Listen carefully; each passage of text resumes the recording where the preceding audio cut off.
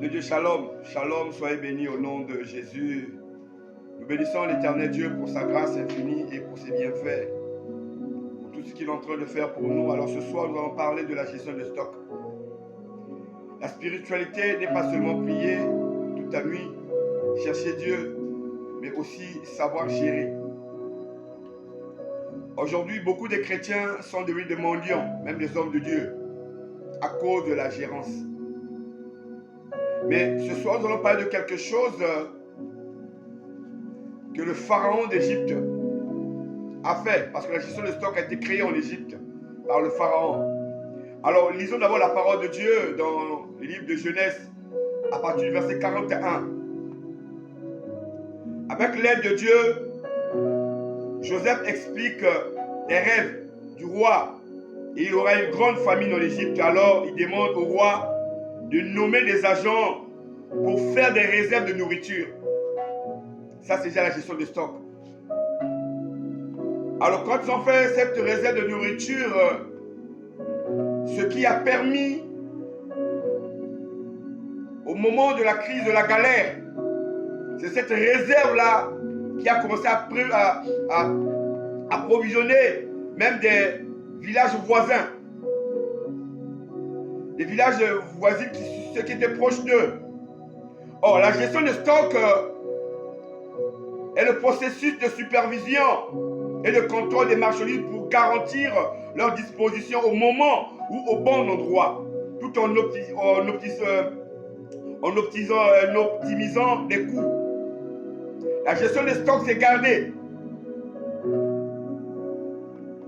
c'est stocker. Alors aujourd'hui, cette gestion de stock vient interpeller l'église de Dieu, l'église corps du Christ, croyant que c'est Jésus qui va descendre pour venir gérer leur argent. Les chrétiens aujourd'hui vivent en rouge. Dès qu'ils ont un peu d'argent, ils font des dépenses. Donc ils ont un peu de vie, ils font des dépenses. Ils ne savent pas que dans la vie, il y a un temps où les choses marchent, il y a un temps où ça coince. Or, quand ça marche, là, c'est ce temps que tu veux commencer à stocker, à épargner. Et quand ça va coincer, ce que tu as épargné, tu vas commencer à utiliser. Oh, je parle à quelqu'un ce soir, à un nombre de fois, une nombre de fois. Prier, c'est bien, mais stocker aussi, c'est mieux.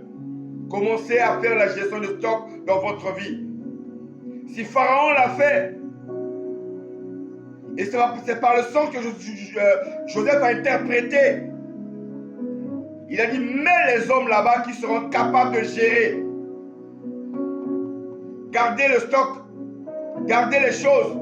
Parce qu'au moment de la crise, c'est ces mêmes choses qu'on a gardées qu'on va commencer à utiliser. C'est ce qui manque à l'église aujourd'hui.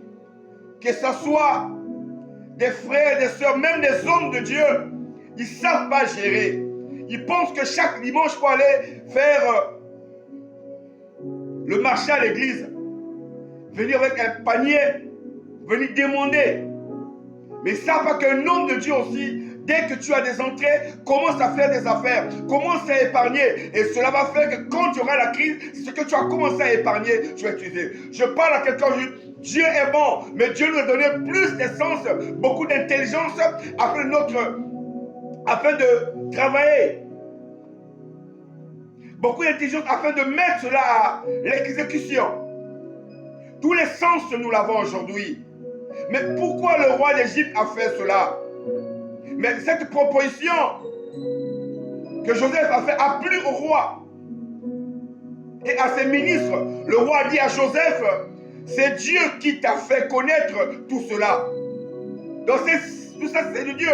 Personne ne peut être aussi intelligent que toi. Ça c'est le roi qui est en train de faire des éloges à Joseph.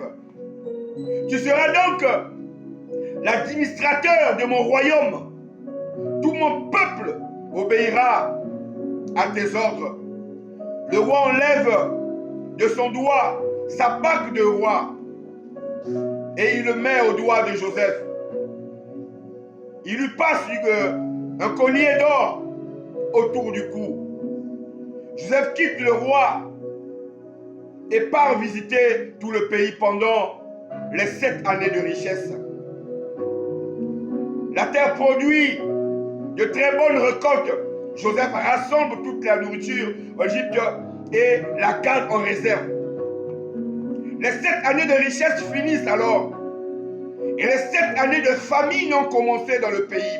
La famine se répand dans tout le pays. Mais Joseph fait donc ouvrir les magasins de réserve, là où on avait gardé la provision.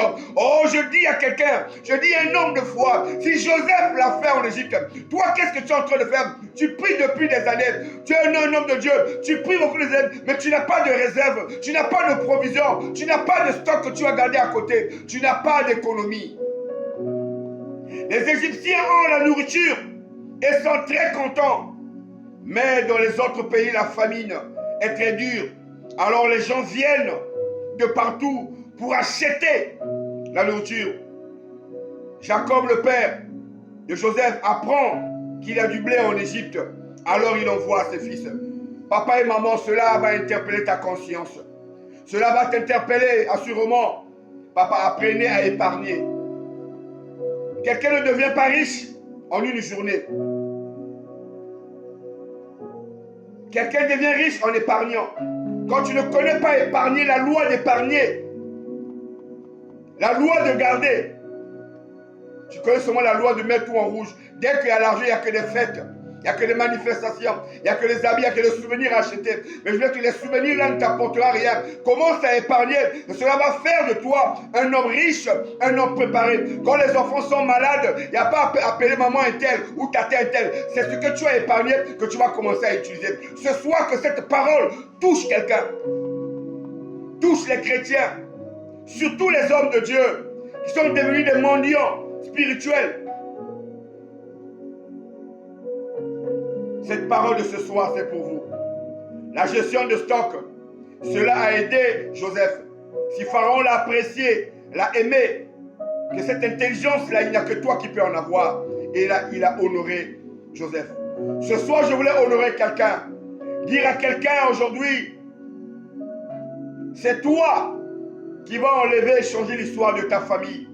C'est toi qui vas commencer à épargner. Parce que cet enseignement est tombé sur toi. C'est toi qui vas commencer à mettre de côté un peu d'argent. Même si tu gagnes peu, tu vas commencer à mettre chaque mois 5 000, 2 000 de côté que tu ne vas pas toucher. C'est cet argent-là qui va faire de toi une grande personnalité.